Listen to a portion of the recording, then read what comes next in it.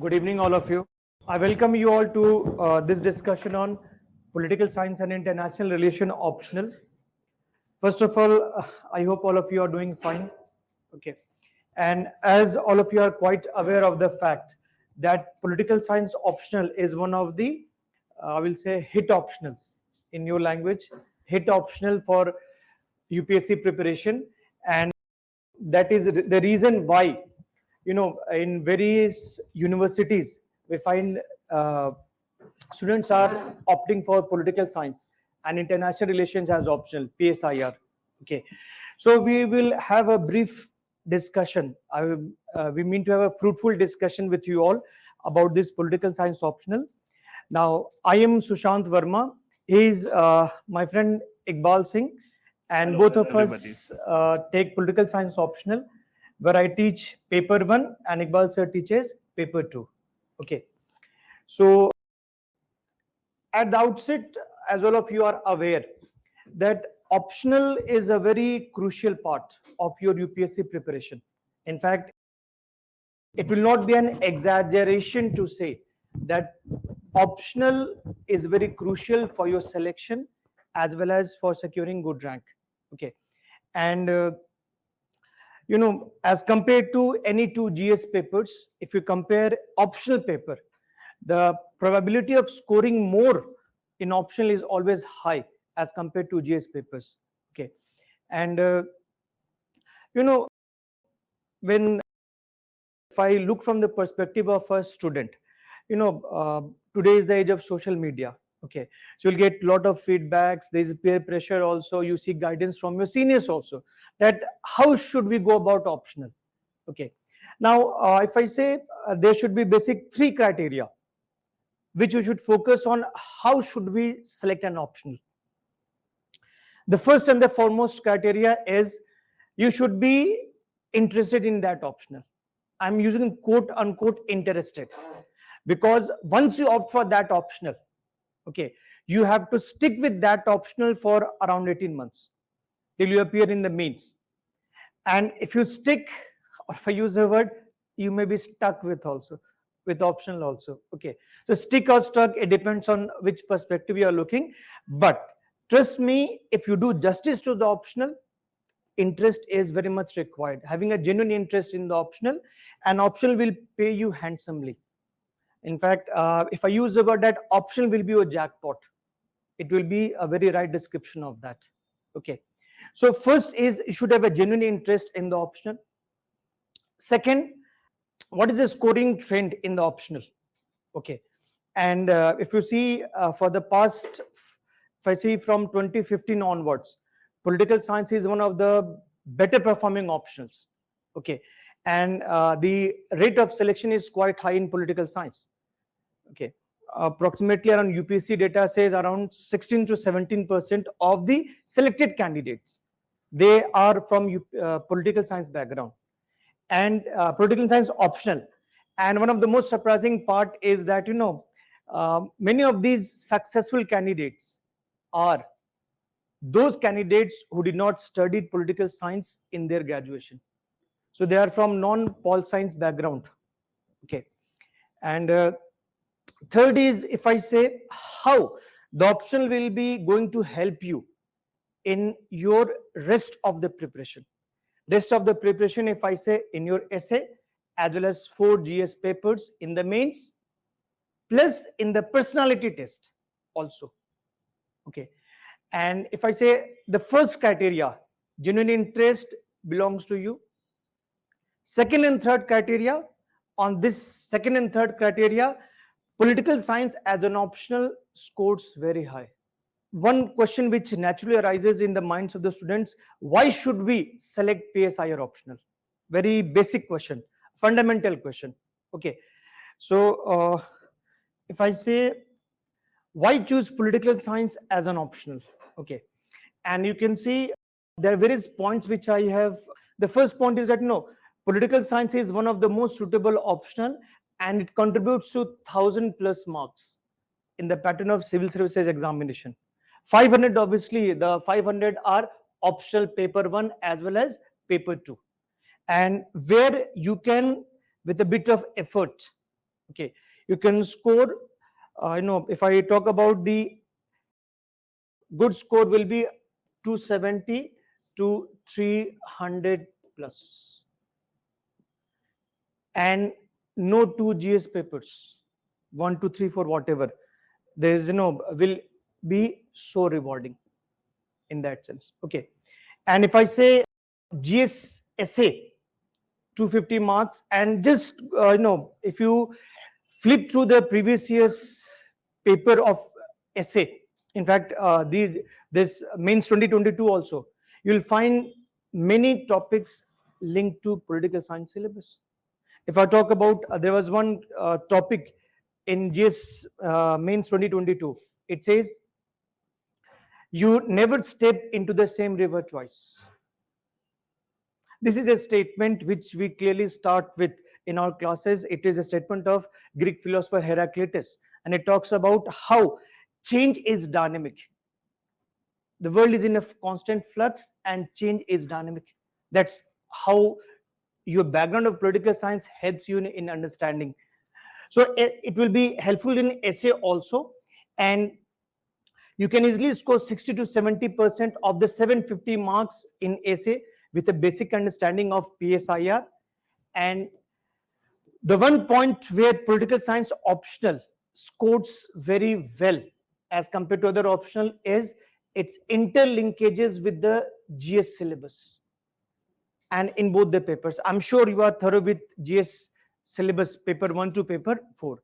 I'll briefly dwell on which all topics you will find are interlinked with the GS syllabus. Okay, and this syllabus comprehensive and greater predictability in question pattern makes it most suitable optional for students, especially from the non-pol science background. Okay, and the reason why the students with non-pol science background, their success rate is higher as compared to those with the pol science background, because they stick to what they have been told. See, the requirement of UPSC and university examination are completely different. In UPSC, space is limited, time is limited. Okay, and normally we have the tendency, of writing what we know rather than what is being asked.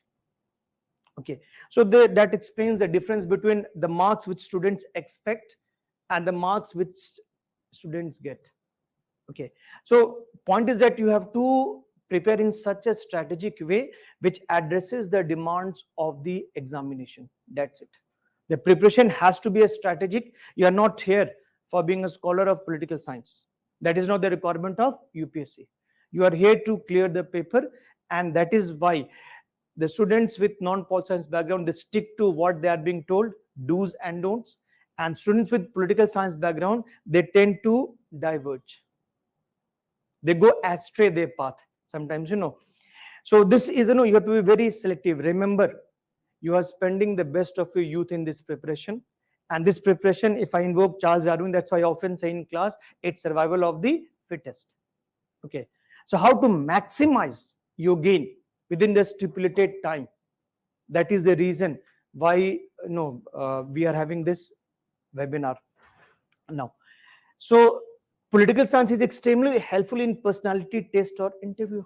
Invariably, if you go to that stage, the final hurdle, you will find the interview board consists of academics, professors, serving or retired from different universities, as well as retired IFS officers. And questions are, if you go through the transcripts of the various interviews, you will find most of the questions are from current developments. Both IR as well as national. Okay, so where political science background helps you in giving a very precise answer, and that's where your training in political science optional will help you to impress the examiner, interviewer, and get good marks from them. Okay, so that's where political science is helpful in mains as well as interview section also. Now, a brief convergence with the GS syllabus, you find GS paper 1. Okay, now these are the GS paper 1 topics, and here you can see, for example, the political philosophies like communism, capitalism, socialism, And if you go through the political science syllabus, a student with a good training in PSI or optional will have these ideologies on their fingertips. Okay, so obviously that will be rewarding in your GS paper 1 also. Topics like globalization, that will be seeing in paper 2 extensively. Theories of globalization, the impact of globalization, Iqbal sir will discuss more about it. Okay, on developed and developing countries also. So obviously you are well trained with the theories and the impact current as well. So that will be very easy for you to understand. And more crucially, GS paper 2, if I say, now entire GS paper 2, excluding some governance and social justice issues, are covered. They have great overlap with political science. Especially you are familiar with GS polity as well as IR. So GS you go to up to a certain level, but in political science you have to go to deeper level. In-depth understanding will definitely help you in understanding GS paper 2 in a better way. If I talk about GS paper 3, these topics, most of them that we see in both paper 1 as well as paper 2 of political science optional. For example, land reforms, that is one of the topic in paper 1. And if I talk about the management of the border areas, that obviously when Iqbal sir teaches you paper 2, Indian foreign policy section, so you will see how India's border problem with China, all of you know, we are having in an almost eyeball to eyeball confrontation with China in Ladakh, or for that matter, Nepal, the issue of Kala Pani with Nepal, Bangladesh, etc. So obviously that will be covered extensively. And in paper 4, contribution of the moral thinkers and philosophers, bulk of it is covered in political science optional that I'm going to focus on. So that is how political science optional has great convergence with GS syllabus, and your good command over optional will be, in a way, if I say, great help to you in getting a good grasp of the GS paper as well.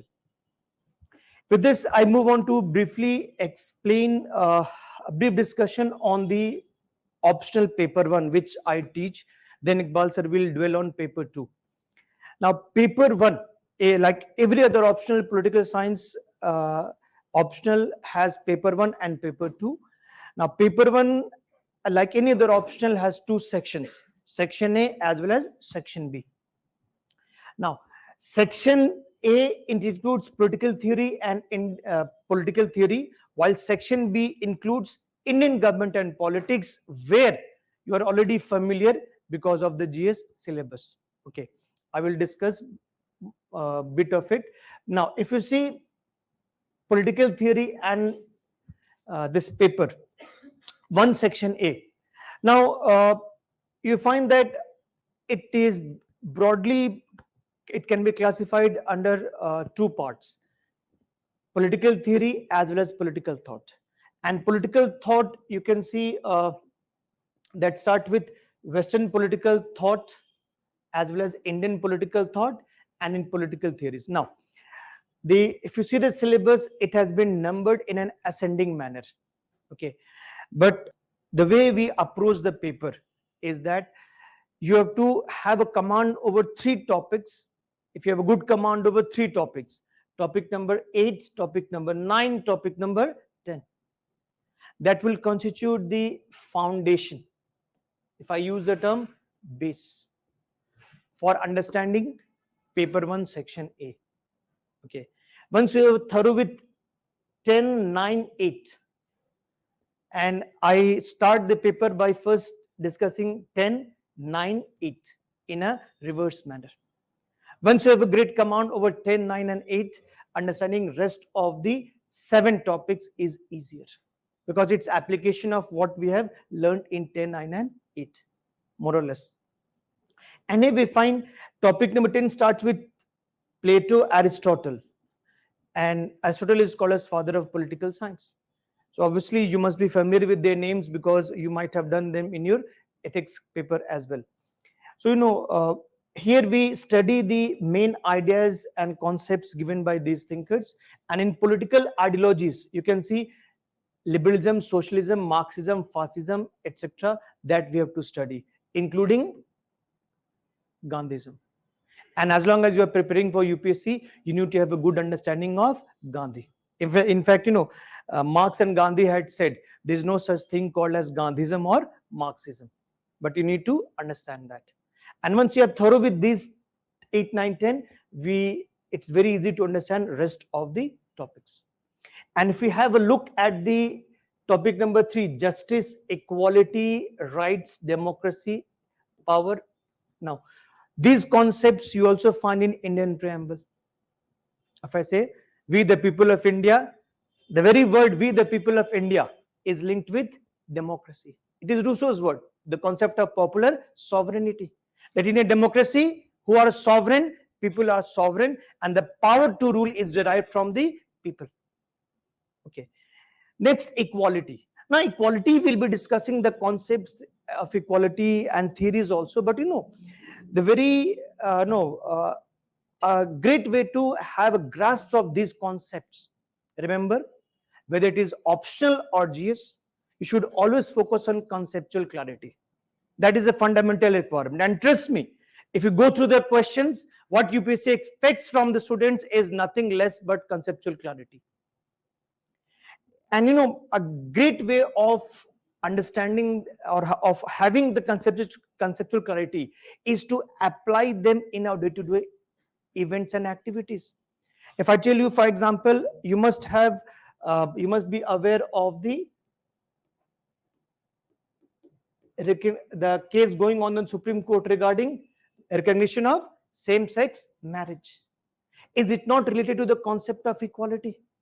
Yes.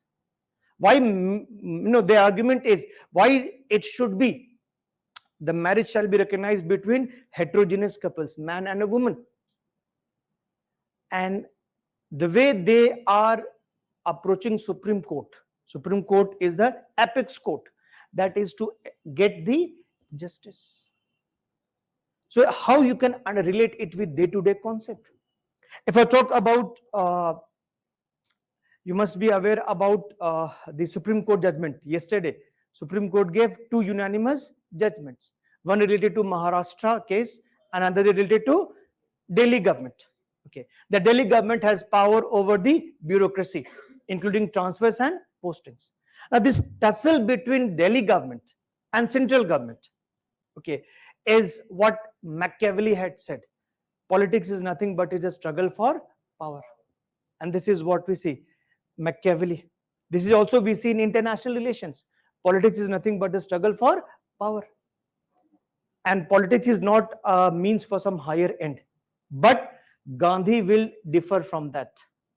Gandhi, which we will be discussing, MK Gandhi will differ from that. Gandhi believed that politics and religion are closely related. Politics is nothing but a way to serve the people, serve the humanity. That is Gandhian concept. And Gandhi's view are in opposition to Machiavelli's view. How and why, that we will be discussing. So now the better way to understand, to get a hold on the concepts is whatever you've learned in the class, relate it with your day-to-day example. Okay. Equality, I'm saying online students are also there. So equality also means simply that I have to address the doubt of the offline students as well as online students. That is what equality demands. Okay. So that way we are going to proceed with this. And as I told you, topic, if you have good command over topic number 8, 9 and 10, that will be helpful in understanding rest of the topics. So that's what we'll be covering here. And if you see paper 1 section B, Indian government and politics. Now this is the the section which students take it for granted, and that's where they fail to score good marks also, because they consider that because of their familiarity with GS polity, once we do Lakshmikant, and we have a good command over Lakshmikant, it is sufficient for this. I've heard many students, they say that, they are told by their seniors or somebody else that, command over Lakshmikant will take care of this. I will say no, not at all. The requirement of an optional and a GS are completely different. in the way of depth is required. If you see section B, Indian government and politics, it can be broadly have three divisions. First, I will say is related to national movement. Okay. Second, related to Indian constitution, and third, related to Indian politics. And it is politics where it is applied part. Okay. Politics where it is applied part. And if I say, for example, if you see federalism, now changing nature of center-state relations or interstate disputes, or if I say caste, religion, and ethnicity in Indian politics, I'm sure you must be aware about what the violence going on in Manipur. Manipur, the violence between the people living in the hill areas and those in the valley, Methi community as well as Naga Kuki tribes. The point is, it's about identity assertion. It's about control of the resources, land in particular. It's also related to, the opportunities which affirmative action, which we loosely know by the name of reservation. So here I've used affirmative action, which I'll be teaching you in greater detail in the concept of equality, and how you have to link these concepts with the theories and give the perspective of these scholars and their analytical views also. That is how it's going to make your answer of IGP an optional answer as compared to a GS answer. Okay. So here in constitution, obviously, a good understanding of Lakshmikant will be important as far as bare, constitutional features or acts are concerned. But you have to go beyond that also. Okay. And constitution, if I say, if you read the Supreme Court judgment, Supreme Court said that governor has nothing to do with what goes on in the political party.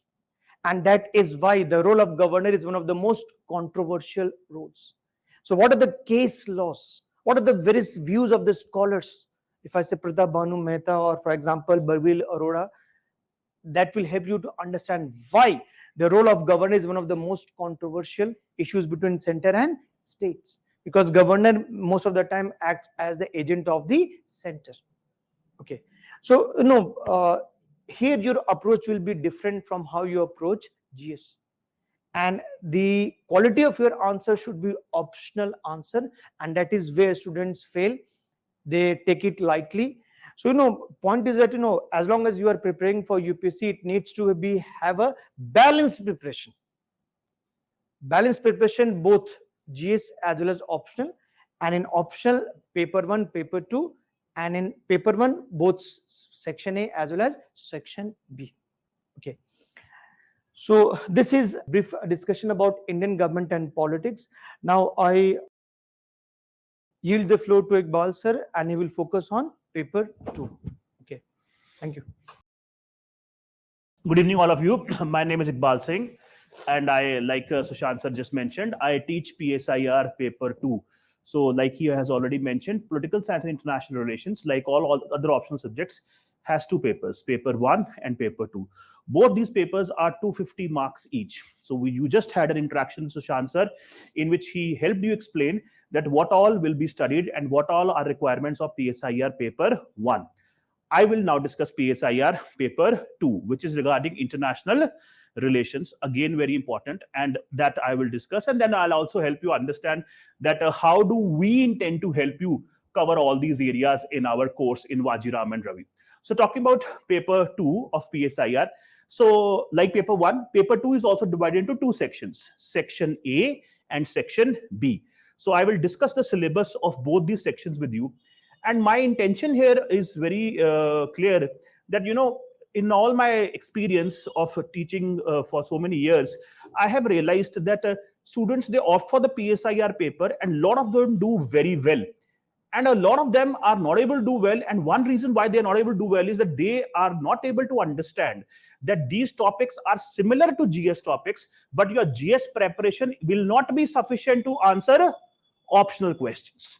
Like just Sushant sir mentioned, polity is also part of your GS syllabus. So you are studying polity in GS, but your polity knowledge of GS will not be sufficient to do justice in the optional polity questions. So that is something. Yes, other way around it is true. If you have prepared for Indian government and politics in PSIR, then the GS polity questions would be cakewalk for you. Other way around it is true. But if you think that I have prepared GS polity very well, therefore I will be able to answer my optional questions also, that you are misunderstood. That will not work. Similarly, in PSIR paper 2, PSIR paper 2 is on IR, international relations. Now, international relations is also there in GS. We study IR in GS as well. In fact, I myself teach IR to GS students also.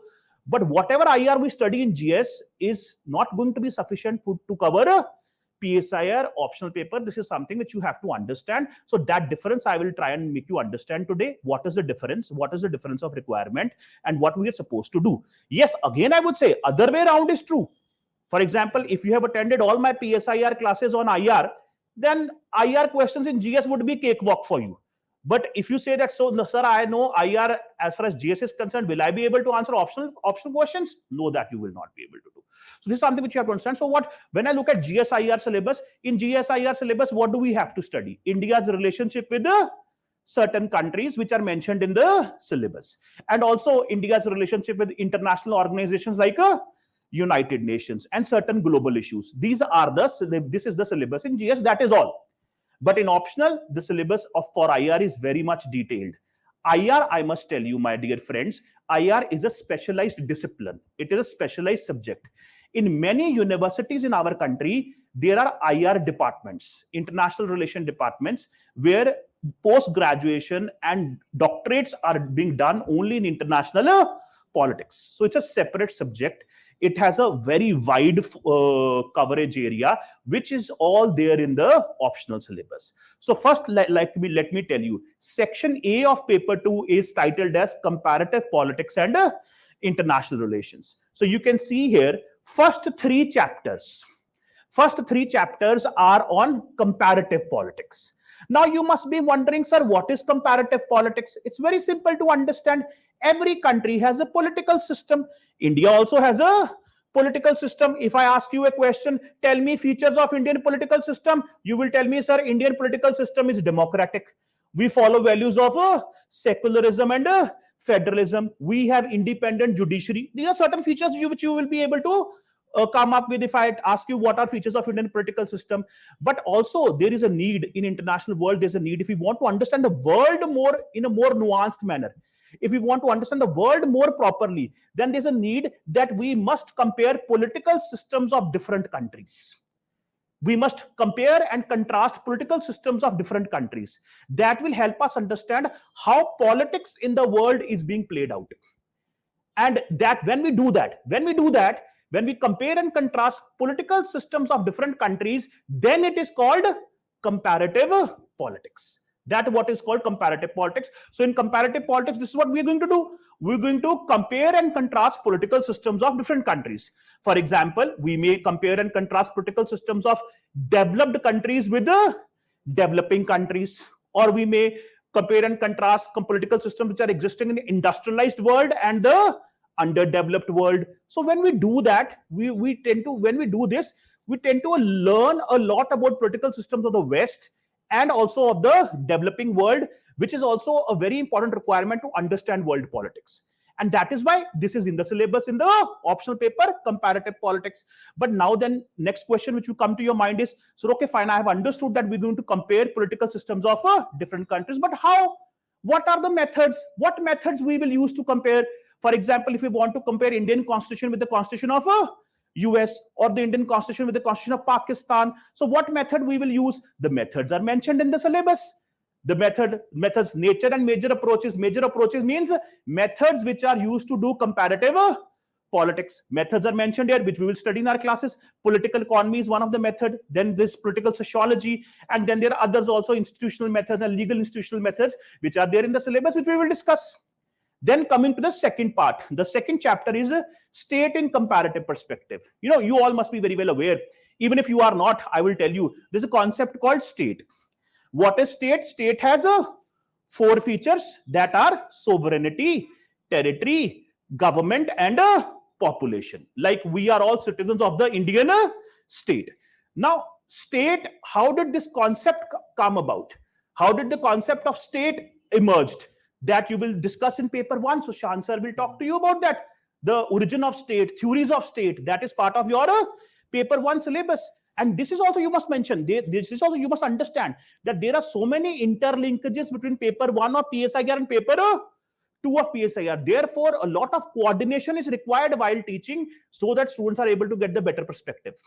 So once you know what is state, once you know how state has origin, then we must also understand that how state as a concept has evolved in different parts of the world.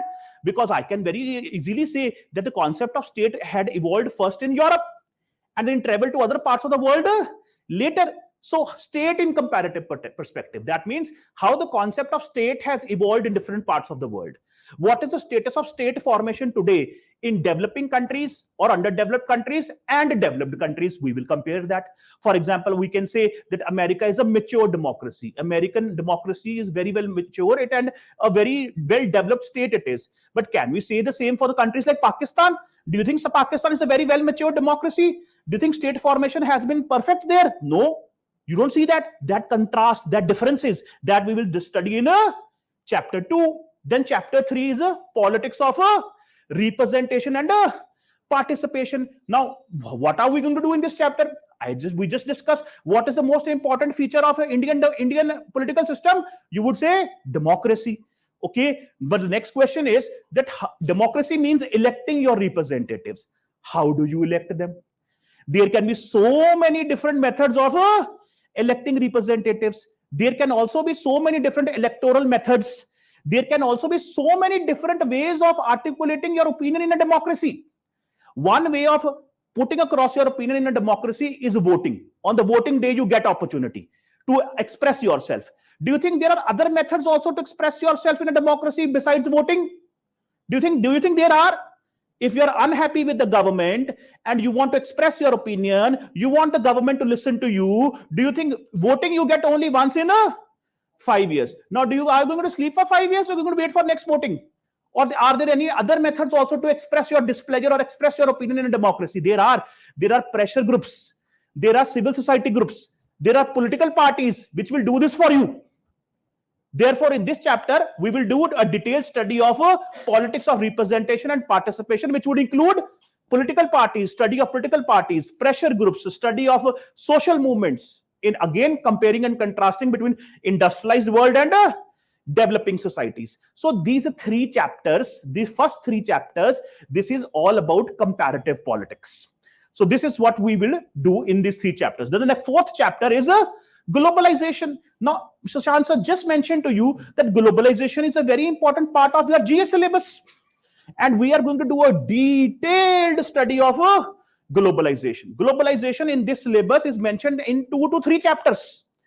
Globalization is in the syllabus. We'll study what is globalization. We'll study how globalization has evolved. What is the link between globalization and liberalism, neoliberalism? All that we will study in this particular chapter. What is the status of globalization in developed countries and developing countries? How have developed and the developing countries responded towards globalization? And obviously the recent trends also. That is what we will study in the chapter number 4.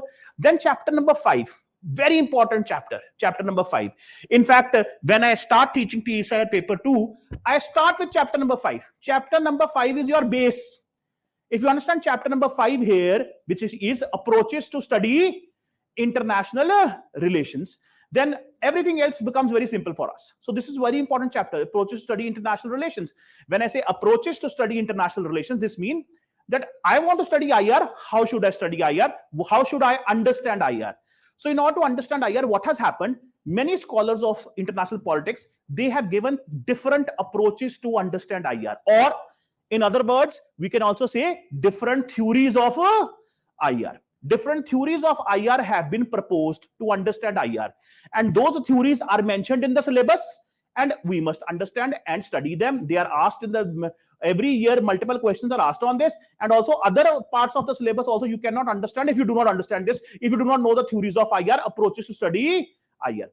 We just at the beginning of the interaction today, so Shansa just mentioned to you that Machiavelli had once said, Machiavelli is a philosopher, political science philosopher. He had once said, And there are other scholars also who said the same. For example, Thomas Hobbes, or for example, Hans J. Morgenthau. They said that politics is all about struggle for power. This is one understanding of IR. I can say international politics is nothing but struggle for power. I can make this argument that if you want to understand international politics, what is happening in international politics? All the countries of the world, they are engaging with each other in order to have more and more power. They are all engaged in a struggle for power. This is one way of understanding IR. One should not say that this is the only way of understanding IR. If you say IR is nothing but struggle for power, then that is argued by this theory called realism, realist perspective. But there are other perspectives also. For example, idealist perspective, which is also known as liberal perspective, which says that no, states must cooperate with each other for the well-being of all. Whereas realism says states can never cooperate. Cooperation, forget it, impossible. States will always have conflict with each other because they're all engaged in struggle for power. But then there are others also. For example, there are Marxists. The Marxists would say, oh, no, you all are wrong. Realists are also wrong and the idealists are also wrong. The actual perspective to understand IR should be the exploitation which is happening. And who is exploiting who in the international politics? The rich countries are exploiting poor countries. Understand that this should be your most important prism to understand IR. And if you believe that, then that is called a Marxist theory of IR. And then there is something called functionalist theory of IR, which says that what should we do? We should have regional organizations like European Union. Have you heard about European Union? In Europe, this can help you have more peace. Then there's something called system theory. So similarly, and there is other theories also, constructivism, social constructivism, postmodernism, which are there, which are, even though not mentioned in the syllabus, but I would cover in my classes because UPSC has been asking questions. And we have learned this from our experience that these theories also should be covered. So this chapter, very important chapter, is going to be theories of IR, or in other words, approaches to study IR. The next chapter is key concepts in IR, a detailed study of concepts, most important concepts in IR. And multiple questions are asked on this in every year in the exam. So if I say, what are the most important concepts in IR? First thing is national interest, Rashtra Hit. So every country, when they make their foreign policy, what is the motivation to make the foreign policy? Motivation to make the foreign policy is in order to fulfill the national interest of the country. So what is national interest? How did this concept of national interest have come up? This is also something which we must discuss, very important. Then the next is national security, Rashtra Suraksha. So when we talk about international politics, all countries are trying to achieve their national security, very important concept. Then national power, your army, navy, air force, GDP, economic reserves, all this is national power. Then also there's another concept called balance of power, very important in international politics. How countries, they try to balance each other so that they are able to ensure their national security. Like you must have read in newspapers, India is trying to counterbalance the rise of China.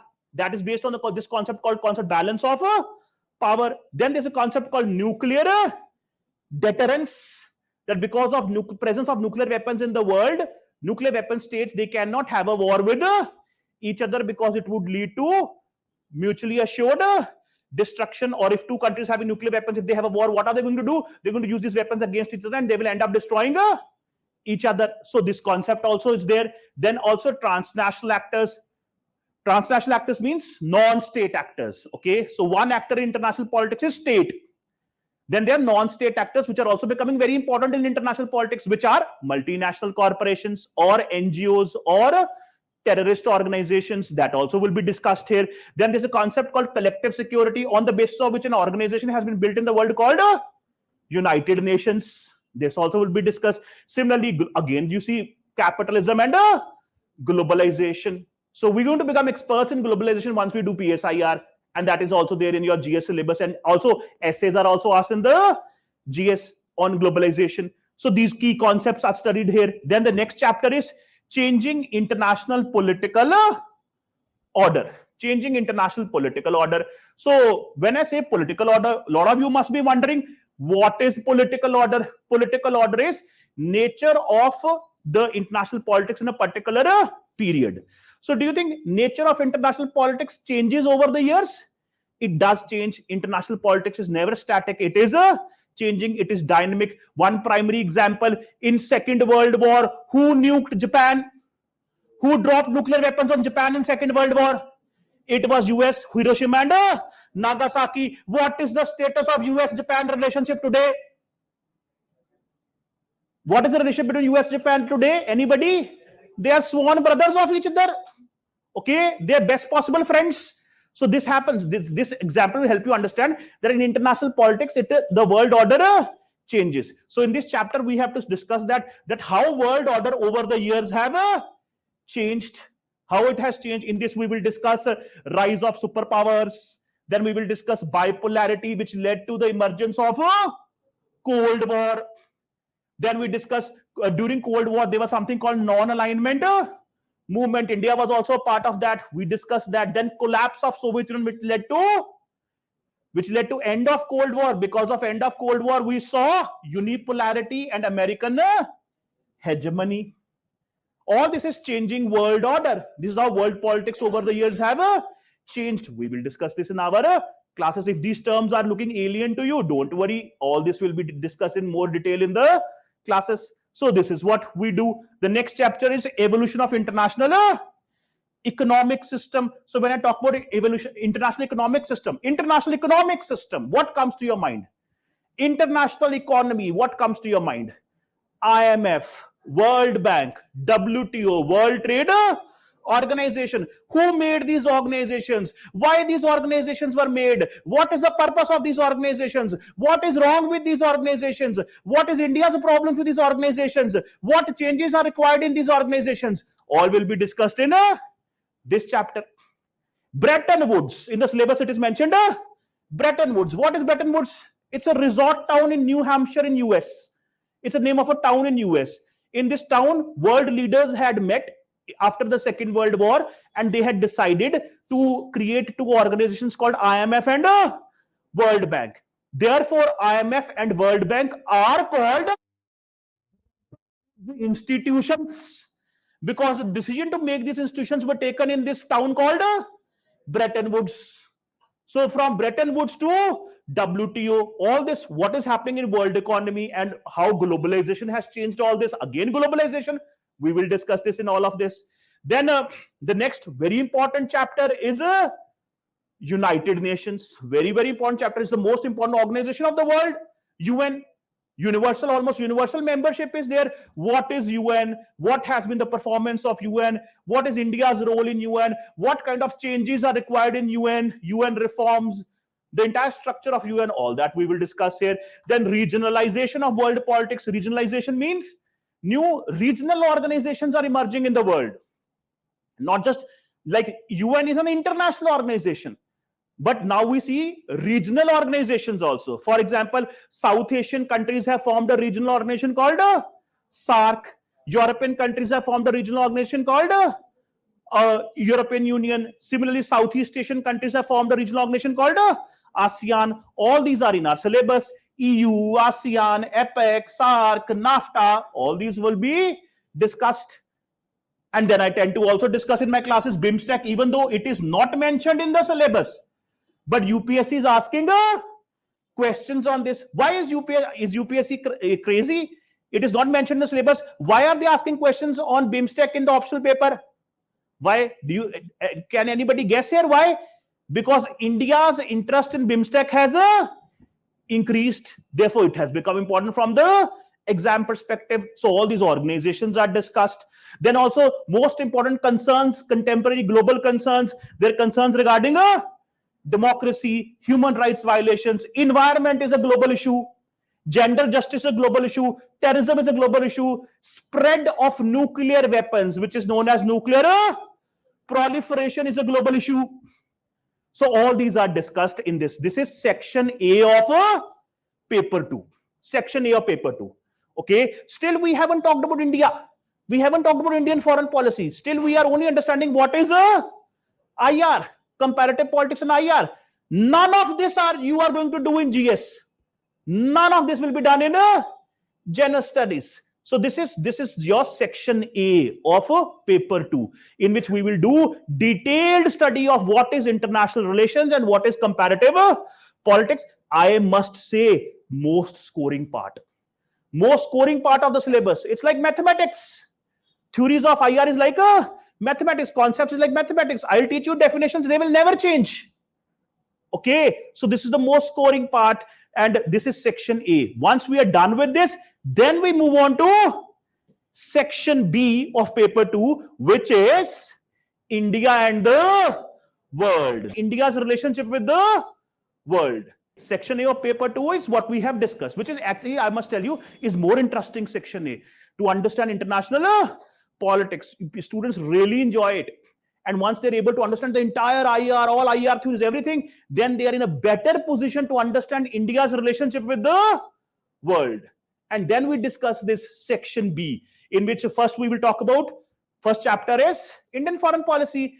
That is, what is Indian foreign policy? What procedures are used to make Indian foreign policy? What factors are responsible to mold Indian foreign policy, which are called determinants of foreign policy. Do you think history of India play a role in making of Indian foreign policy? Do you think geography of India play a role in making of Indian foreign policy? Do you think domestic politics and domestic opinion of the people of India play a role in making of Indian foreign policy? So all these factors which play a role in making of Indian foreign policy, these are known as determinants of foreign policy. Do you think India would invest a lot in Navy if we were a landlocked country? No, it's because of our geography that we have a long coastline, that we have a naval doctrine also. Okay, so first we do determinants of foreign policy, then we do institutions of policy making. That means who makes foreign policy in India?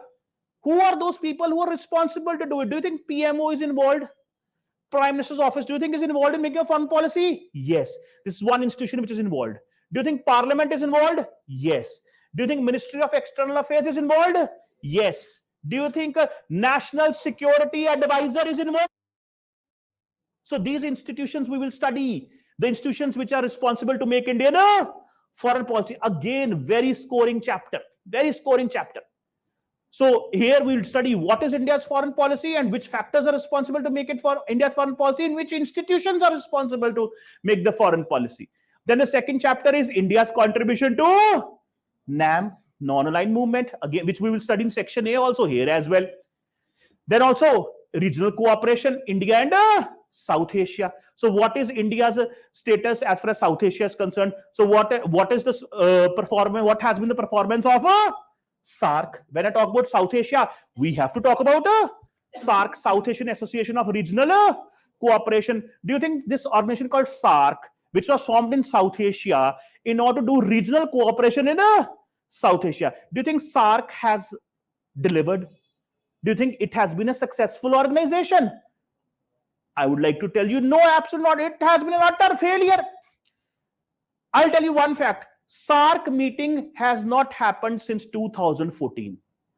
It's been more than 8 years that South Asian leaders have not met each other. SAARC has failed. Why it has failed? Why its performance have been so dismal? We shall discuss. Multiple questions are asked. Why a free trade area has not emerged in South Asia? That is also in the syllabus.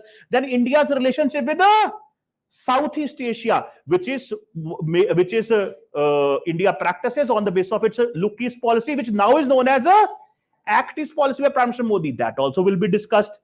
And what are the issues which are responsible for countries not cooperating in this region in South Asia? For example, river disputes. For example, border disputes. All that would also be discussed. Then also India and the global south. India's global south is India's relationship with the third world countries of the world, which would include Africa, Latin America. Then India and the global centers of power. That means India's relationship with the most important and most powerful countries in the world, which would include countries like US, EU, Japan, China, and Russia. And then India's role in the United Nations and India's nuclear doctrine, because India is a nuclear weapon state. So what is our nuclear doctrine? So this is what we cover in section B, India and the world.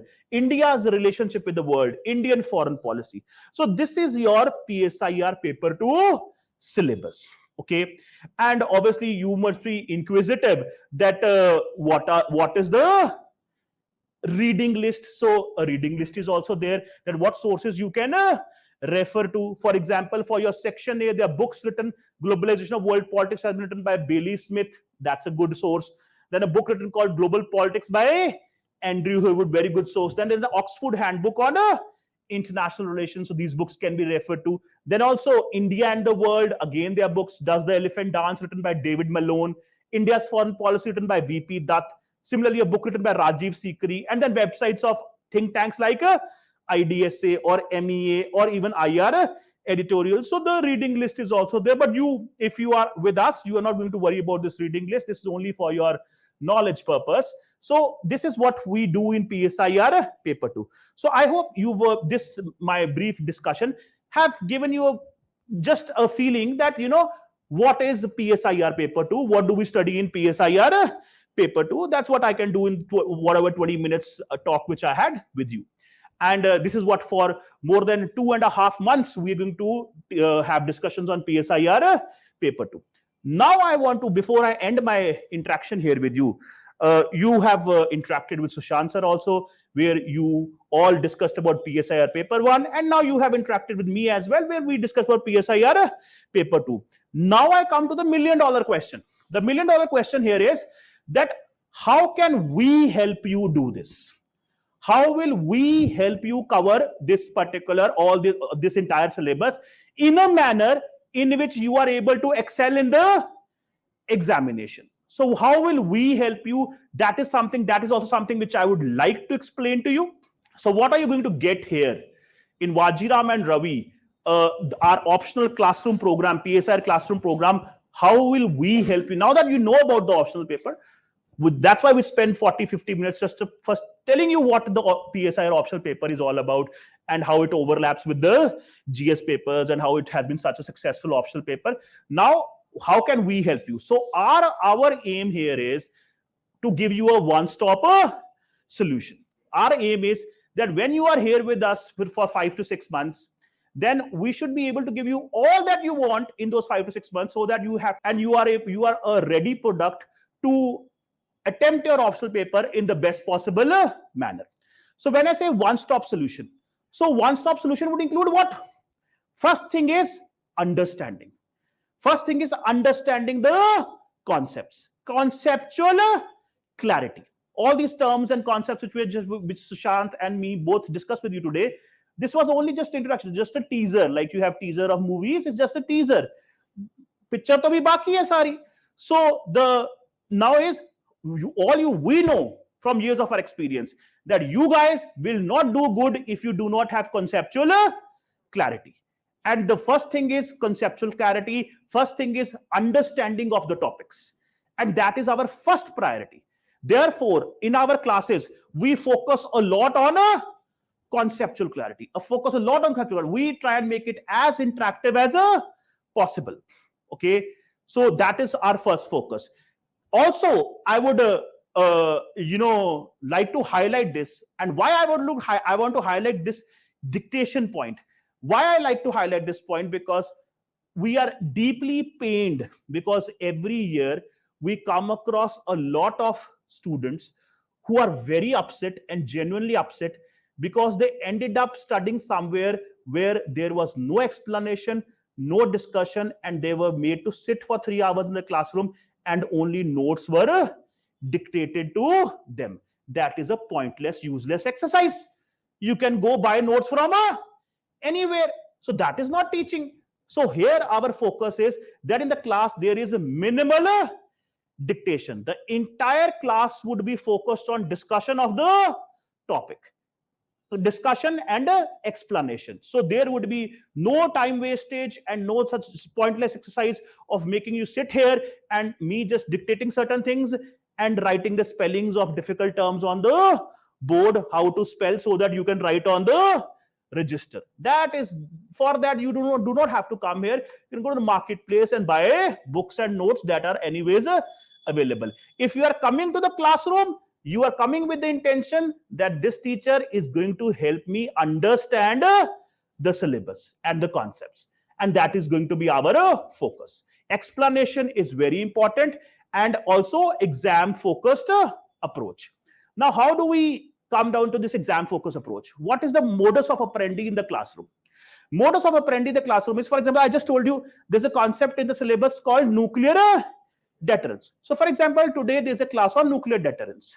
So 1.5 hours, 2 hours, I will discuss with you what is a nuclear deterrence.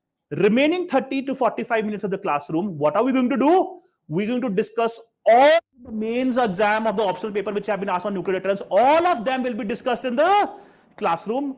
I will help you what kind of answers you should write, how you should attempt these questions. This will be done for each and every topic of the syllabus. All PYQs will be discussed in the classroom itself. So exam focus approach, because it's very important. You know what happens, students? You at times topics are very interesting, but you lose your focus. Why? Because students have this problem, and I must say you all have this problem. You're all very passionate and you are all attending classes to prepare for a civil services, but none of you takes the pain to see what are previous year questions. If you're not looking at previous year questions, your preparation will never take the right direction. You will never know what I'm supposed to do. So that exercise also we do in the class, discussing previous year questions. Now, a lot of you must be wondering that, sir, if you are not going to dictate in the class, then how are we going to remember all of this? And how are we going to revise? That means, what about notes? Handouts will be given to you. Study material has already been prepared. Daily basis in the classroom, whenever you enter the classroom, you will be given a handout on the topic which is going to be taught in the class. So you will have notes in your hand, and for the 2.5 hours you're sitting in the class, you will only discuss that topic with the teacher. The teacher will explain to you the topic. Notes are already with you, and we will discuss previous year questions. So a very elaborate study material has been prepared, which will be shared to you. And again, exam specific, completely exam specific. What is the requirement of the exam according to the requirement of the exam? Because requirement of the exam here, my dear friends, is very different. A lot of you, not many of you, but a lot of you, I'm sure, must have done political science graduation in your colleges. College exam is very different from the UPSC exam. What is the college exam? You go to the examination hall, you're given 5 questions to write or 10 questions to write, and you're given an answer script. And then there a battle in the classroom. Examination hall starts, that who is going to fill in more answer sheets. Okay, write whatever, Sholay picture story or whatever. Extra sheet. Okay, the battle is, if I fill 10 pages, I'll get more marks. Complete nonsense. Okay, this is not a rational way to test a candidate, and that's UPSC understands. Therefore, in UPSC, you're not going to get this luxury. In UPSC, you get a question and they tell you, write the answer in 250 words. You say, no, I'm very stubborn. No, UPSC, I've never listened to anybody, not even my parents. Why should I listen to you? You are telling me to write in 250 words, but I will not. I will still write 2,500 words. Okay. So, but you will not be able to. Why? Because in UPSC, you cannot take the extra sheet. Option of taking extra sheet is not there. You're given 1 page to write one answer, and in that given space only you have to write the answer. You will never be given an extra sheet. So you have no choice. In that given space only you have to write 200 words or 250 words. Word limit, strict word limit is there. Therefore, requirement of the UPSC exam is very different. So all our study material and class notes is engineered, and they've been made on such a basis which would adhere to the requirement of the examination. And like I just mentioned to you, there is a reading list. Our students, they are not required to read any of those books. They are not required to read any of those books. We do not recommend to our students to buy any books, because all our class notes have been made from, it is basically a crux of all the important and all the famous books of the world. And also, our notes would also include current developments. You will never find in the book current developments. Like Sushant sir just mentioned, same-sex marriage. Okay, same-sex marriage case is going on in the Supreme Court right now. That is directly related to Article 21 of the Constitution, right to life and liberty. You must be all very well aware about that. Okay, fundamental right. So this current development, which you will find in no book, but you will find this current development in editorials and magazines, and all that would also be current developments would also be incorporated in the notes. Even for the IR notes, all current developments would be incorporated, which we may not find in the books also. And another requirement for optional answer is that you are expected to quote scholars. So in our notes, we will also give you the scholars, the important scholars, which will help you get more marks in the examination. That is also given in the notes. Also, we focus a lot on interlinkages between both the papers, paper 1 and paper 2. Like Sushant just mentioned, or I just told you about state in comparative perspective. I told you what is state, theories of state, how did the concept of state evolve. That was taught to you by, that will be taught to you by in paper 1 by Sushant sir.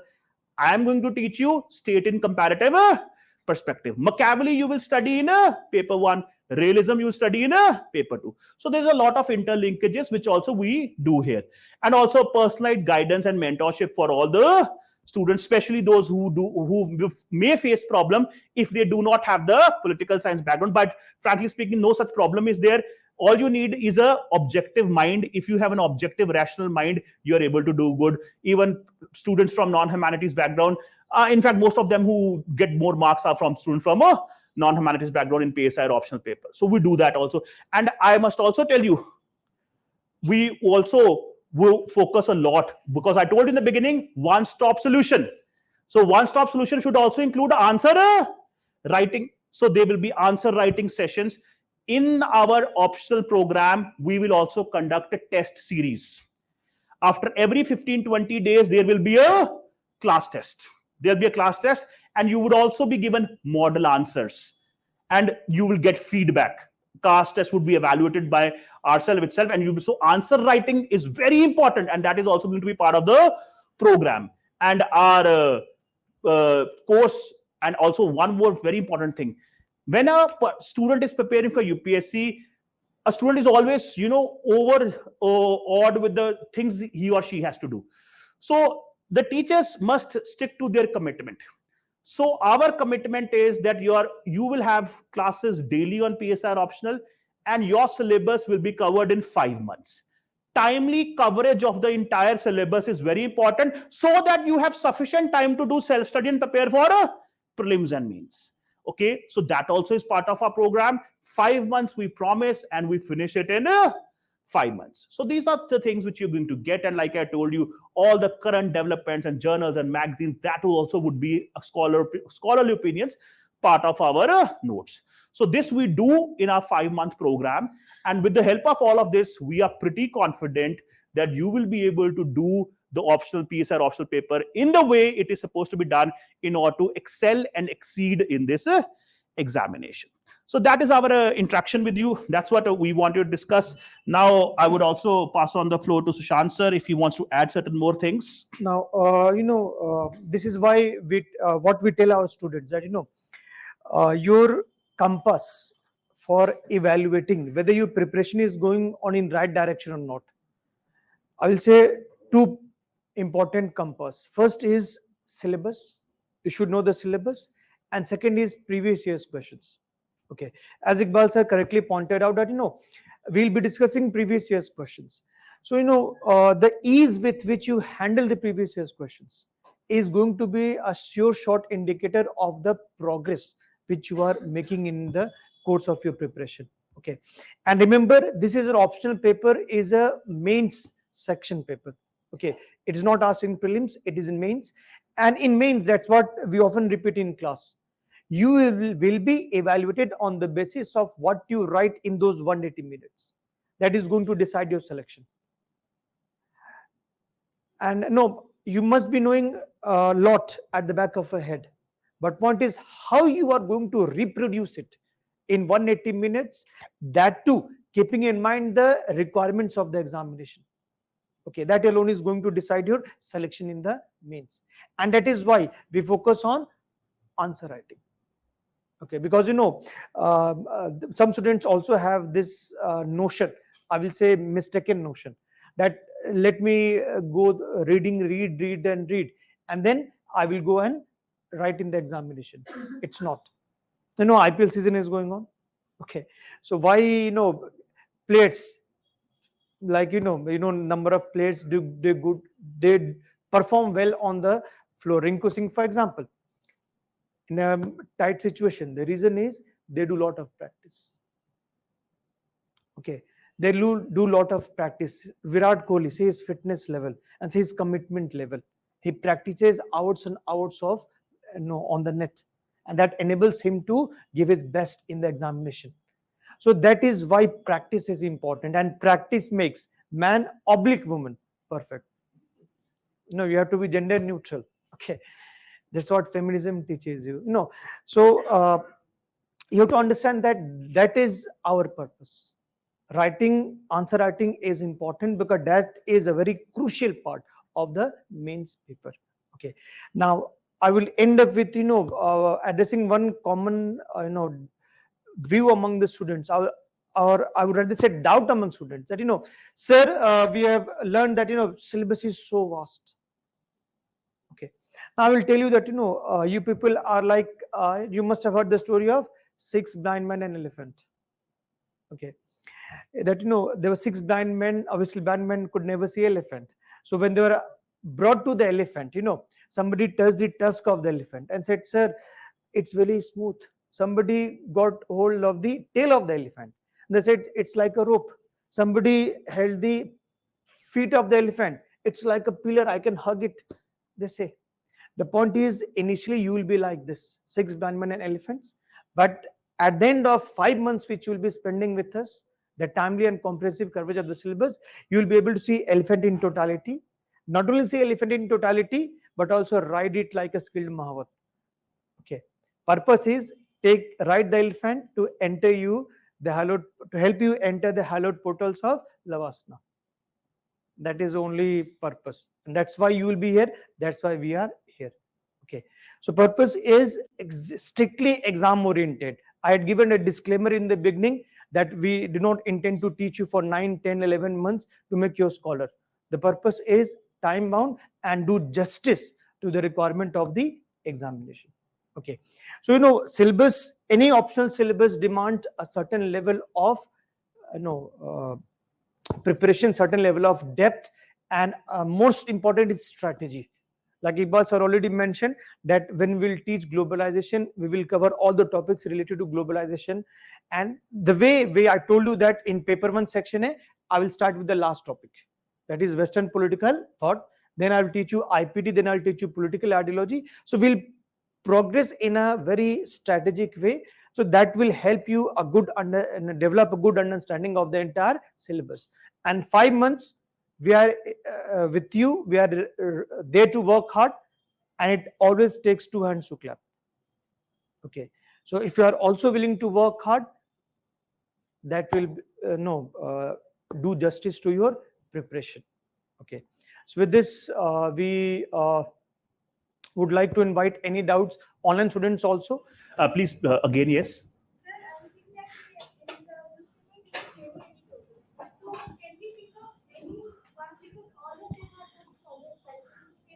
No, no, no. That's the tricky part. You can't do that. You can't do that. Only those scholars are supposed to be quoted. First of all, which are part of the context. In what context the question has been asked. This mistake is often done by students. They think that just by doing over flooding of scholars in the answer, I'm bound to get more marks. No, that's not going to happen. The scholarly opinion must make sense as per the context of the question, first of all. Secondly, only that scholar must be quoted, a scholar who is very well peer reviewed, a scholar who is best known in his or her field. Okay, there are many new beginners also writing editorials in the newspapers, but are not well renowned in the academic field. Therefore, there's a possibility that examiner may not give you more marks because of their opinion may not hold a lot of value. Okay, for example, if I'm talking about international relations, so if I say that there's an argument that as far as Indian foreign policy is concerned, India must not over rely on US. This is an argument which is often quoted. Now, which scholar I can think of who says this and is also well renowned in the academic field, and therefore I would quote him, I am going to get more marks. So a scholar which comes to my mind is Dr. Happy Mohan Jacob. Okay, he in all his writings have said that India must not over rely on US. And I also know that Dr. Happy Mohan Jacob, who is a professor in Jawaharlal Nehru University, is a well-renowned academic in IR in our country. And if I quote him, I am going to get good marks. So this is something which we will help you understand. A teacher can tell you that which are those scholars who would help you do this. You can't just quote anyone and everyone just randomly. Just because somebody out of the blue happened to write one day in Hindu, you can't just quote them. Okay, you have to know that which scholar is relevant and which scholar I should quote and which scholars are not very relevant. So that also you must understand. Okay. To add to what sir has already said, if you watch cricket commentary, okay, nowadays many experts have popped up. Okay, but the words which are spoken by Sunil Gavaskar, okay, will carry their own weight. Why? Because he is renowned. Similar difference. What happens is, Okay. there are scholars who have written like 10, 20 books on a particular topic. Okay, and then one fine day they also happen to write in the Hindu newspaper. Now that person is scholar not because he wrote in the newspaper. He is a scholar because she is a scholar because she or he has written several books on that topic. Those scholars are quoted. Okay, but then there are certain journalists also who has written no book but are writing an editorial in the newspaper. Those people are not scholars. So this is something which only a person who has knowledge of academic writing would know, and in that case we obviously are there to help you. Like if I quote paper 1, okay, you must be reading the articles of Pratap Bhanu Mehta or Suhas Palshikar, okay, or Neera Chandok, Zoya Hassan. They are well-renowned names, so their argument will carry more weight. Okay. Now, online students, Pranav is asking, sir, timings are classes with GS codes. Now, Pranav, very easy. You can shift your batch because there will be around more than 20 batches running in Vajiram. So you can always shift. Yes, that is there. Now, if you are in this institute, doing GS here and doing optional here, then your batches are adjusted. Okay, because there are more than 20, 30 batches for GS every year. So timing can be changed as per the timings of your batches. Okay. Now, as far as online students are concerned, see, classes will be held live. It will not be recorded classes. Recorded classes only for your revision. Classes will be held live, and the material is concerned. As far as material is concerned, it will be uploaded in the PDF format to the online students. Yes. Okay. So they will be getting the same material. You can read it soft copy or print out. That's your option. For online students, I have a detail to share, not related to academics, but just from our experience. Our experience is not much. Our experience is only as old as Corona. So since Corona, everything went online, and then since then, I have been noticing the progress of the online students. In Vajiram, attending classes online is as good as attending offline. Why? Because we have a live class. So whatever we are doing in the offline class, that same class is being live streamed to the online student. Online student also get an opportunity to ask questions to the teacher in the live class. Like sir mentioned, whatever material we are giving in the offline class, that material is also going to the online student in a PDF format. So everything is same. But in case of online students, is one difference. In case of the online students, they are going to benefit from the course if they have a very high level of motivation and self-discipline and self-control. Okay. Now you all are sitting here. I'm sure many of you must be waiting to end, that this interaction must end and I want to run out of the classroom. Okay. Must be a lot of you must be waiting to happen, that both these teachers must now end the discussion. I have had enough and I want to go out now.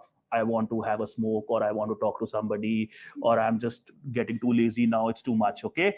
But your problem is that you can't get up and walk out because there's something called class discipline, and you cannot break that discipline and decorum of the classroom. But the online student doesn't have this compulsion. The online student doesn't have this compulsion. There's no check. An online student, if he doesn't feel like attending the class, can anyway switch it off and say, okay, I will watch it later. Anyways, I'm going to get a recording. So that self-discipline, if it is not there, then you will not, if you join online, then you will not be able to benefit from it. In online, you can benefit as much as offline students are benefiting, no difference at all if you have self-discipline and self-control. Okay, now what would many online students do?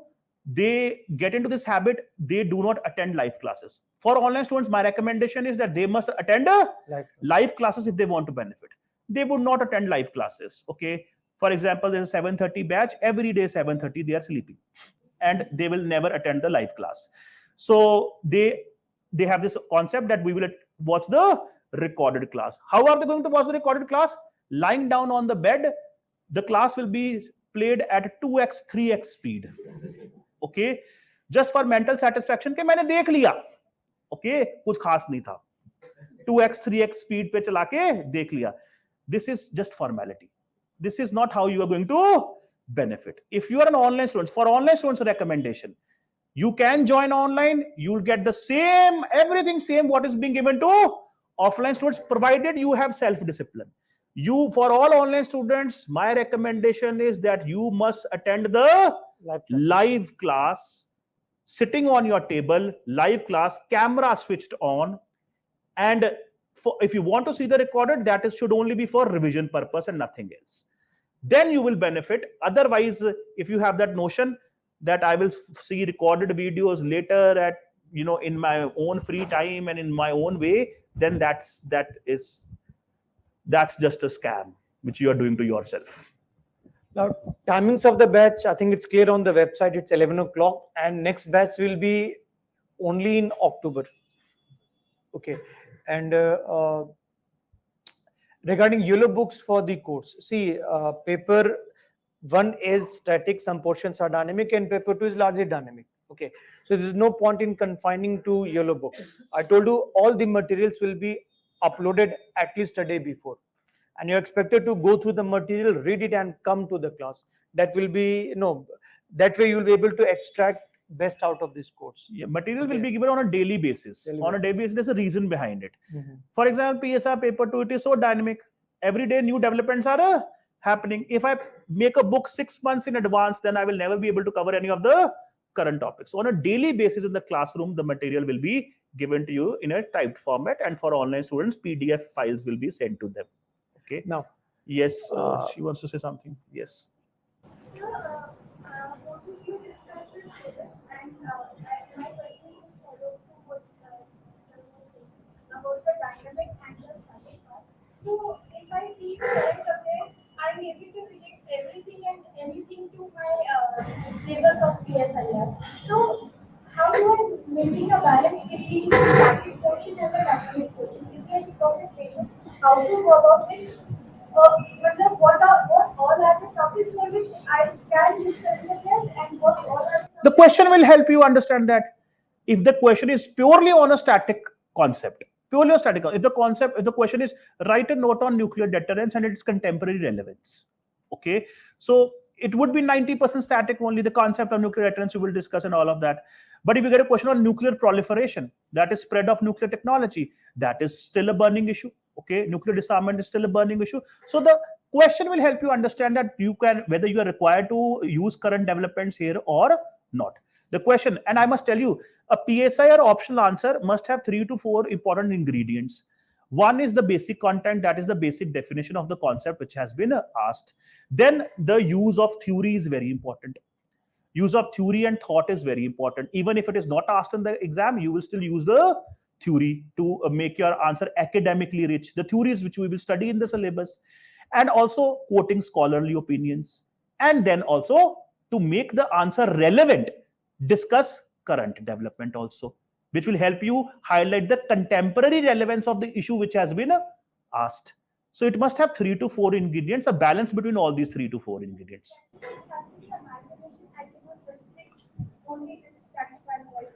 No, it has to be an amalgamation. It has to be.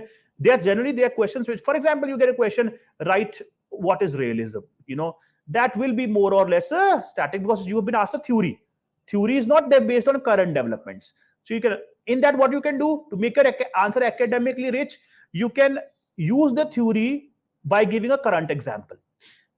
Okay, to highlight the theory, you can give a current example. For example, if you're writing on realism, you can say Russia-Ukraine crisis is an example of struggle for power.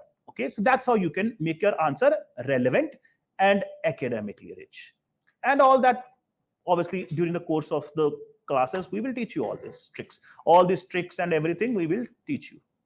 Yes. Now, in paper one, if I looked at your question, okay, Indian government in politics. Suppose last year the question was asked, the role of the speaker as a custodian of the parliament or the legislature.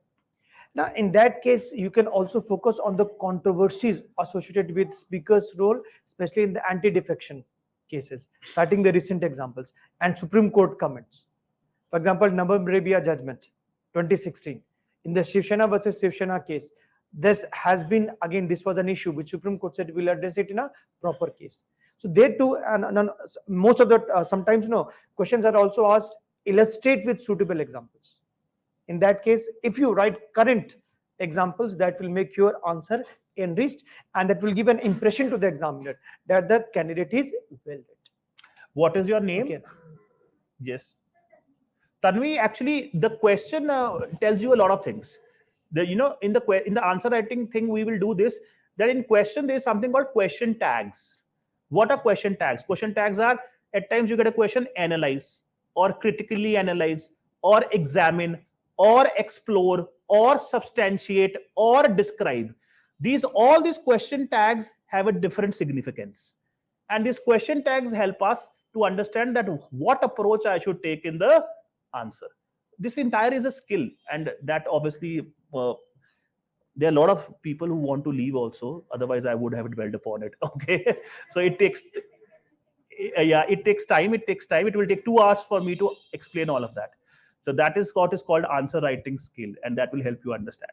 Okay, yeah. Sir, I come from humanities background. Yeah. In fact, currently I'm sitting on my pol science honors. Hmm. So, as you mentioned that for students like us, it's hard to unlearn the things from the university, whatever we learned from the university. So, how should we go about? You don't have to unlearn. Not at all. What is your name? Pragya, kuch unlearn nahi karna hai. You don't have to unlearn. You only have to understand the requirement of the exam. That is one. Political science students also do very well, but at times they fall into this trap that I know more, therefore I want to flaunt more on the answer sheet. In the process of flaunting more, you forget addressing the requirement of the questions. This is the problem they get into. You know more, that's good for you, but only write what has been asked. This is something which you have to understand. And at times, if you are from the same background, you would say, this is very simple what we are studying, this I know. So इससे तो कुछ और मुश्किल ही लिखना पड़ेगा, ये तो आसान ही है, ठीक है ना? That is the trap, because but the syllabus is just a graduation syllabus. What is syllabus? Graduation syllabus is just like another college exam. So even if you know more, you have to write what has been asked, and you have to read what is in the syllabus. These are the 2 traps they fall into. The first trap is that I want to read more books. Why? Because I am able to understand everything. I have the background. So they tend to read resources which are not needed, and they eat into their time and the time which they could have devoted on other topics. That's the first trap. The second trap is they tend to write things which are not asked in examination. So these 2 things you don't have to do. And otherwise, all your political background will greatly help you, and you bound to score more marks. Nothing you have to unlearn. You only have to take care what is the requirement of the exam. Okay. Keyword here is exam oriented. Yes. Okay. And I said why students from non-pol science background, they do most of the time better. If I give you one example, if you have seen a farmer plowing his field with the help of a bullock, okay. Now there are blinkers on the side of the bull, so that he looks straight. He does not look right or left. That will distract him or her. वो blinker नहीं होता है ना, बस अगर background है तो ज़्यादा दिख रहा होता है, ठीक है ना? तो जब ज़्यादा दिख रहा होता है तो यार मैं तो वो भी दिख रहा है, मैं तो वो भी लिखूंगी, वो पूछा ही नहीं, ठीक है ना?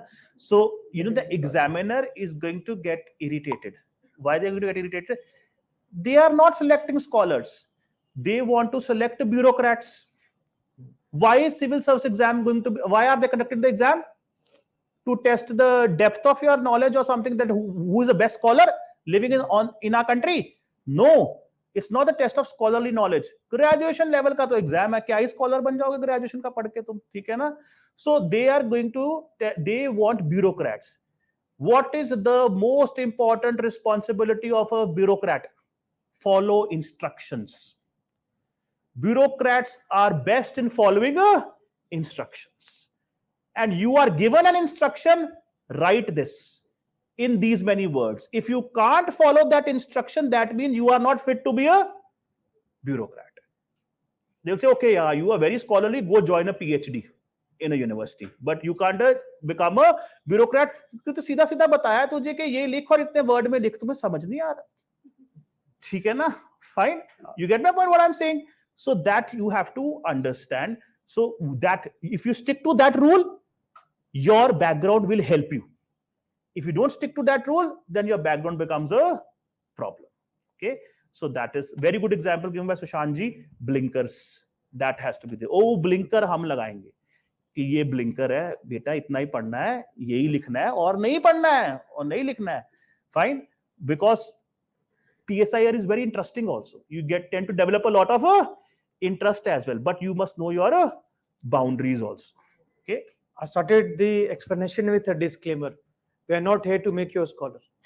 The purpose is exam oriented, help you clear the examination. That's it. Okay. And now regarding dynamic questions, I think that Chandan and others, don't worry, that will be taken care of by us. When we have mentioned one-stop solution. So whatever material we'll be giving you, that is a well-researched and taking care of the dynamic portions. Now, what happens between the gap between once the course ends and by the time you appear for the examination, main examination, you keep in touch with us.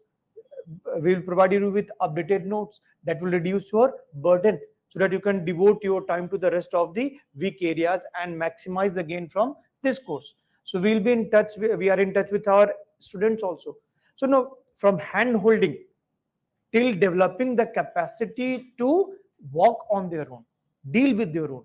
That's our purpose. If our student, and Okay. God willingly, I always pray that all our students should, all those students, our PSI students who qualify prelims, they get in touch with us again after qualifying prelims. And whatever help they want at that point of time, updated notes on current developments, everything is given to them. So we are not going to leave our students unless they do not qualify. Okay. So that's you should not worry about. And it's not only professional help, but personal help also.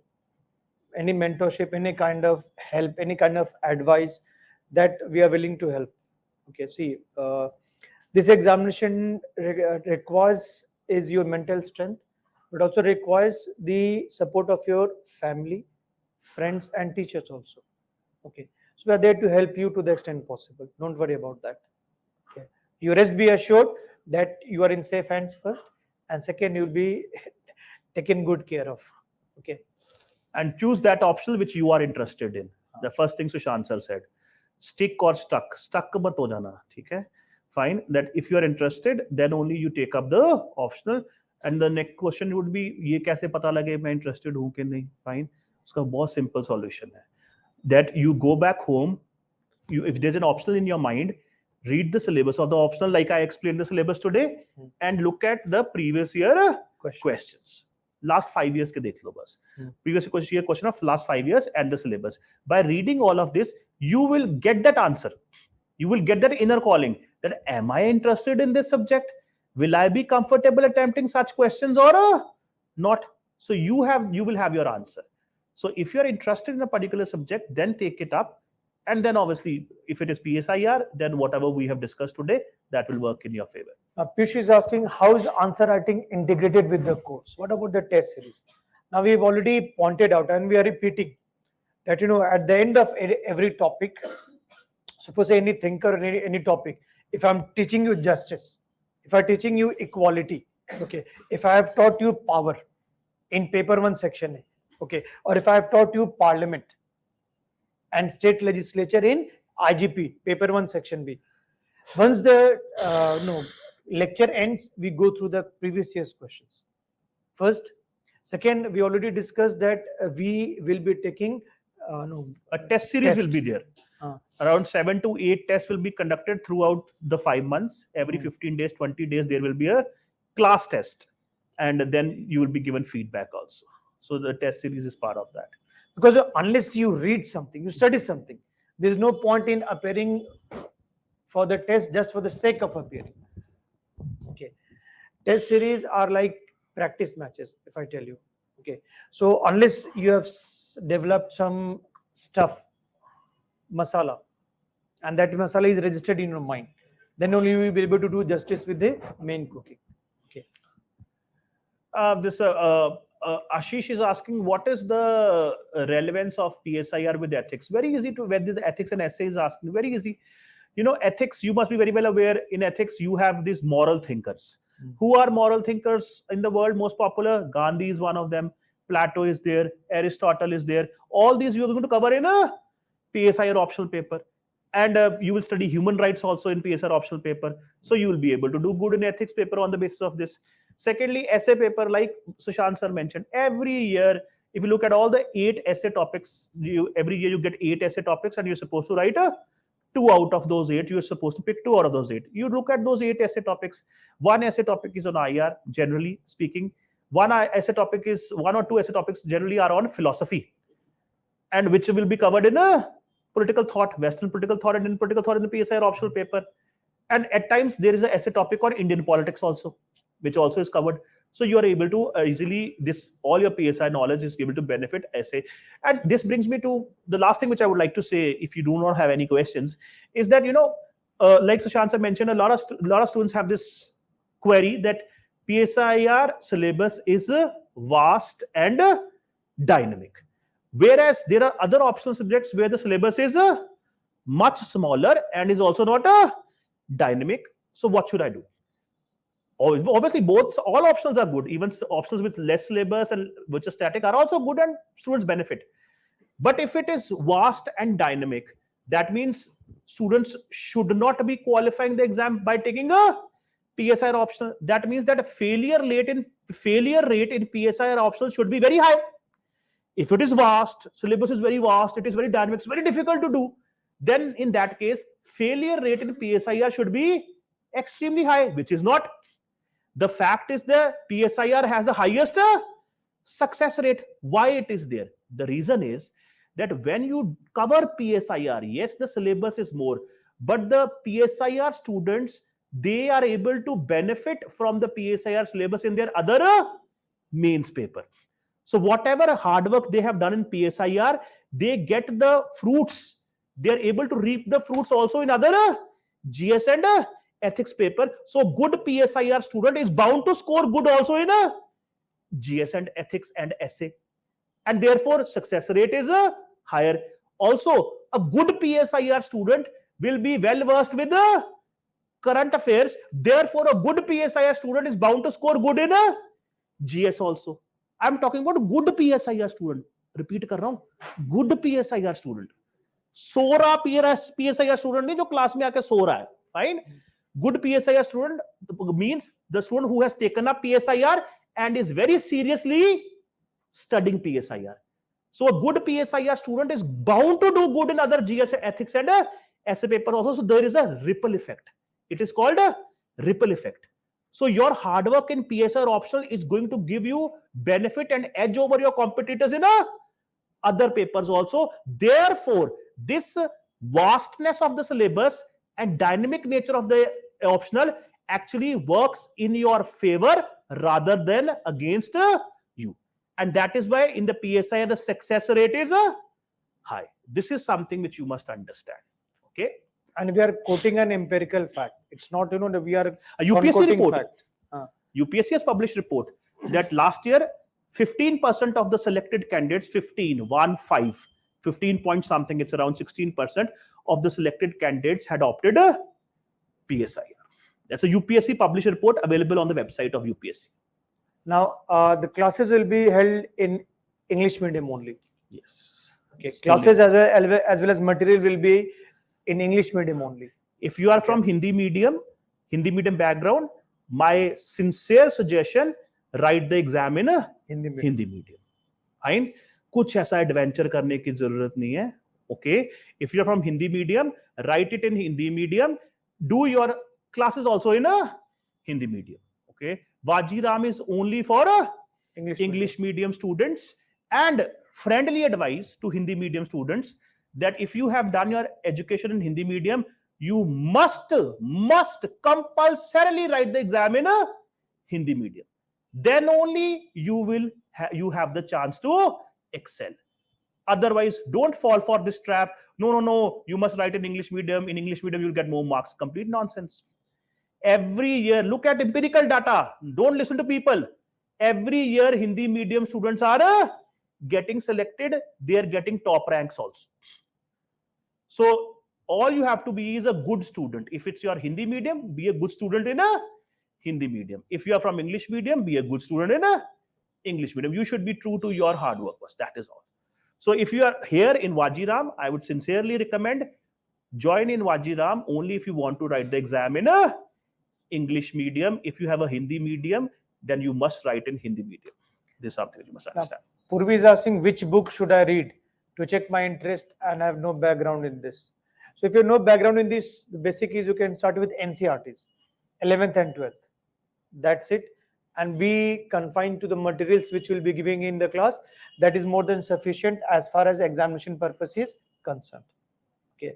We do not want to overburden with you with different reading list. Okay. Now, Iqbal sir also shared the reading list for paper 2. I can also share with paper 1. He wanted to ask something. Okay. Yes. Say Hindi medium, English medium?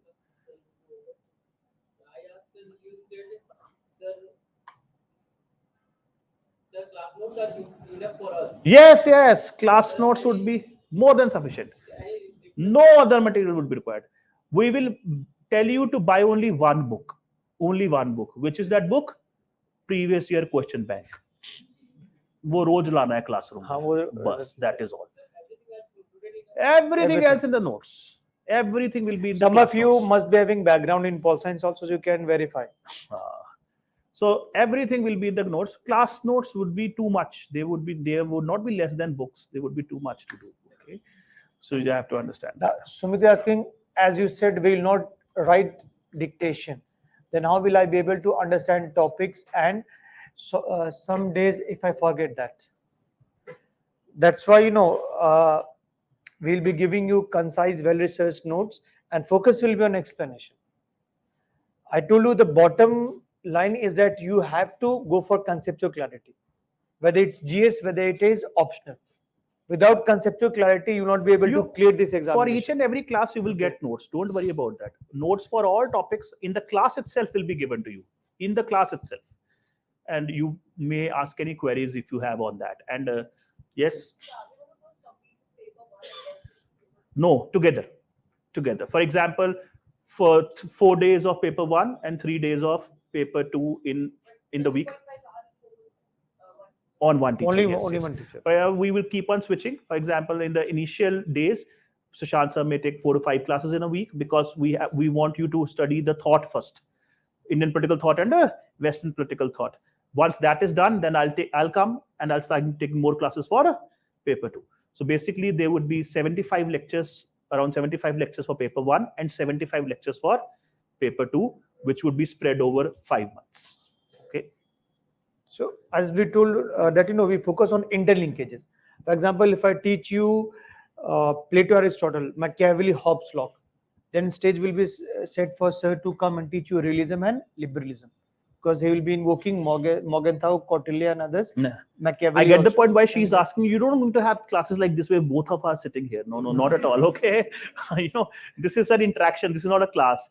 So we both are here to interact with you. So the classes would be either you will have paper 1 class or you will have paper 2 class. So either you are going to have a class with Sushant sir on a day or with me on a day. Okay. So like 4 classes in a 4-3 or 3-4 ratio in a week, we'll do like that. ये class नहीं है तो गपशप के लिए बुलाया तो इसलिए both of us are sitting here. Okay. Otherwise, separate classes for paper 1 and separate classes for paper 2.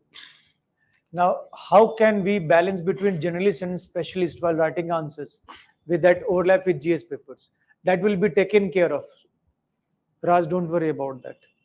That is precisely the reason you will be joining us. Generalist, specialist, Okay. I just told one of your batchmates sitting here, she asked a PSIR answer, what should be, I told you the most important ingredients are basic content information, that is definitions, description of what has been asked, then use of theory. Use of theory you do not do in GS. A generalist will not do that. Use of scholars also is not done in a GS. Okay, connecting current examples with static is also not done in a GS. So that will be difference between a generalist answer and a specialist answer. Okay, those answers also, of course, model answers would also be part of the notes which will be shared with you. Any more queries you have? Any more doubts? Anything you want to ask? Yes, Shubham, you may start right now. Also, there's no harm in it. You may do it. Any more queries? Okay, it's all fine. I hope you all have benefited from the interaction today. Okay, all the best, everybody. Thank you, online students. Thank you, offline students. Thank you, both of you. Thank you.